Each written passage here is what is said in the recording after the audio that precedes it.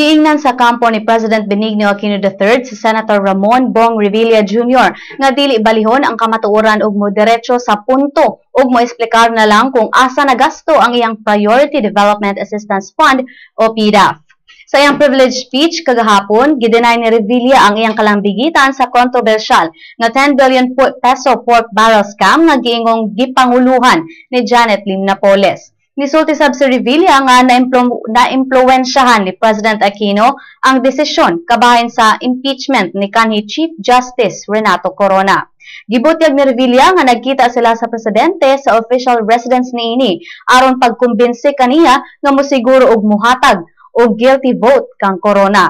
Apan giklaro ni Communications Secretary Herminio Coloma Jr. nga nakikita ang presidente kang Revilla aron i-verify ang mga taho nga gi-pressure ang mga senador sa mga grupo aron maimpluwensyahan ang resulta sa impeachment trial ni Corona. Sulti ni Coloma sa gipahigayong press briefing kagahapon nga bisan og gihatagan og katungod nga mustorya si Revilla sa iyang bahin, gidivert o gitipas niini ang tinuod nga issue sa iyang kalambigitan sa PDAF scam. Mabasa ang kinatibuk ang balita sa www.sunster.com.ph.